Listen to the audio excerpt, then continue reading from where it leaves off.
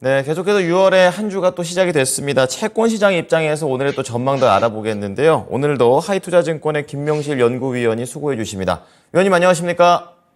네, 안녕하세요. 네. 자, 우선 이제 제목 자체는 호주처럼 우리나라도 올릴까? 이제 이런 걸 말씀을 해 주셨는데, 전체적인 시장의 플로우 어떻게 움직이고 있습니까? 네, 최근 들어서 국내랑 미국 모두 채권 시장의 금리 상승세가 우세한 흐름 나타나고 있습니다. 참고로 말씀드리면 미국 10년 국채 금리는 전주 대비 한 4bp 정도 올라가 3.74까지 올랐고요. 2년물 국채 금리는 9.4bp 정도 오른 4.60%까지 금리가 올라가는 모습 나타났습니다. 아시다시피 미국 부채한도 협상이 마무리되면서 디폴트 우려는 완화가 됐고요.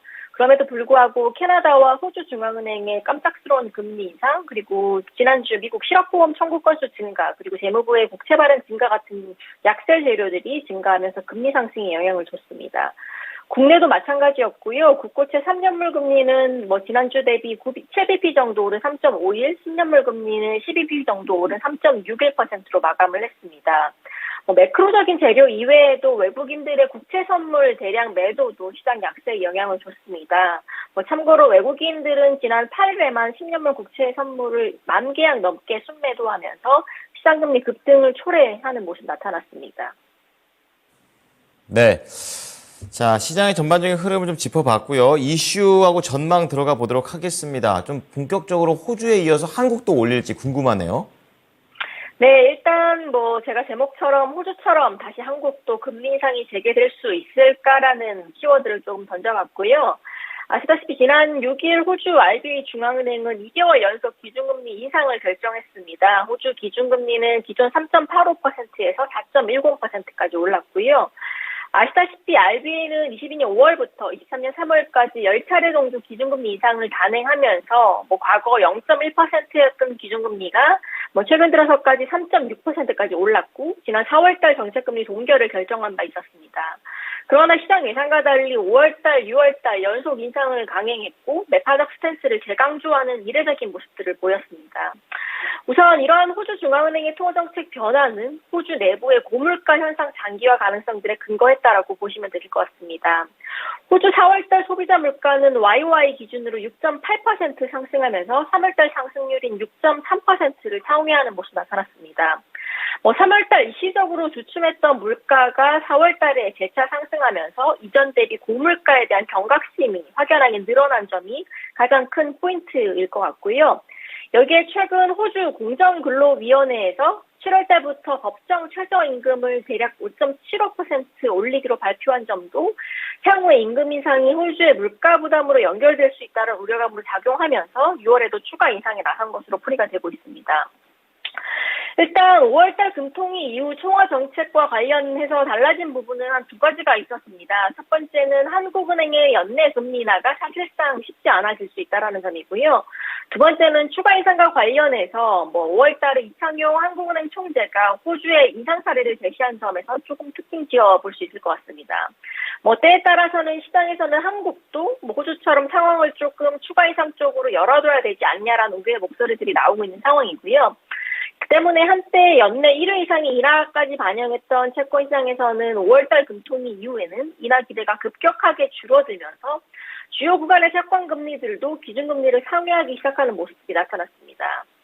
대표적인 단기 금리 CD 91일짜리 금리도 5월 초 대비 대략 23bp 정도 오른 3.76%를 기록을 하고 있고요. 문제는 앞서 언급했던 것처럼 6월에도 호주 중앙은행이 연속적인 인상을 강행하면서 국내 통화정책에 부담을 주고 있는 점은 사실입니다. 다만 저는 이제 한국과 호주의 통화정책 환경은 분명한 차별점이 있다라고 보고 있고요.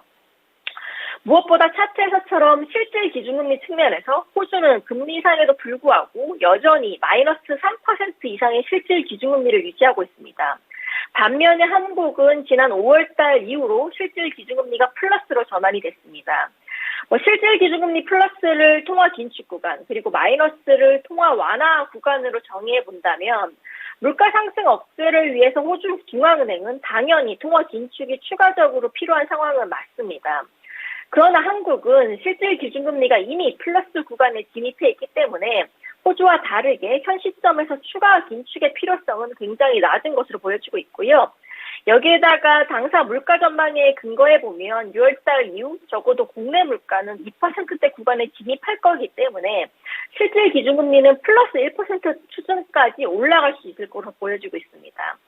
따라서 이번 호주의 금리 인상이 물론 경제 여건이 유사하다는 측면에서 국내 통화 정책에 부담을 줄 수 있는 부분은 분명 존재하지만 현실적인 측면에서 국내 물가와 펀더멘털 측면 그리고 실질 기준금리 측면까지 고려할 때 하반기 금통위에서 다시 한번 한국은행이 금리 인상에 나설 명분은 굉장히 낮을 것으로 보여지고 있습니다.